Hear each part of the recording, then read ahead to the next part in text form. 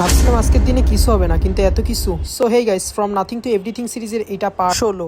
So আমি যখনই ঘরে শুয়েছিলাম একা একা, আমি টিভি দেখতেছিলাম, অর্থাৎ আমি ল্যাপটপে একটু মুভি দেখতেছিলাম। আমার ভাই চলে আসলো আমার রুমে, আইসে বললো ওর সাথে একটু বাইরে যাইতে।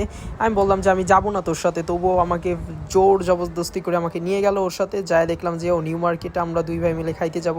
তার সাথে দেখলাম যে আমার ভাইয়া ভাবিকেও নিয়ে যাইতেছে। সো আমরা একসাথে যাওয়া শুরু করলাম। যাওয়ার পর দেখলাম যে বাইরের আবহাওয়া এত গরম, আমি অনেক হাঁপাতার একটা গেঞ্জি পরছিলাম ড্রপ শোল্ডার, তাই গরম লাগতেছিল। হঠাৎ করে আড়ংয়ে একটা বিলবোর্ডে আমার ছবি দেখতে পেয়ে আমি খুশি হইলাম। তারপরে আমরা আড়ং থেকে বাবুর জন্য একটা গেঞ্জি কিনলাম, আর আমার চুলগুলো অনেক ঝামেলা করতেছিল, বুঝি না শ্যাম্পু করলে কেনই বা এরকম হয়। তারপরে আমি আবার যাইতেছিলাম, দেখলাম সামনে আরেকটা বিলবোর্ড, বারবার শুধু মডেলদের ওরকম ছবি দেখে নিজের মনে ইচ্ছা হইলো যে আমার ছবি কবে এখানে আসবে। বাই দ্য ওয়ে অনেক গরম লাগতেছিল, তাই আইসক্রিম খাওয়া শুরু করলাম। আমি আর আমার ভাই মিলে আইসক্রিম কিনে নিয়ে আসলাম, আর ভাবির জন্য একটা নিয়ে আসলাম। এরপর নিউ মার্কেটের ভিতরে কিছুক্ষণ ঘোরাঘুরি করে চলে গেলাম স্ট্রিট ফুড খেতে। আমি এই গরমের মধ্যে কখনোই স্ট্রিট ফুড বাইরে এরকম খাবো না।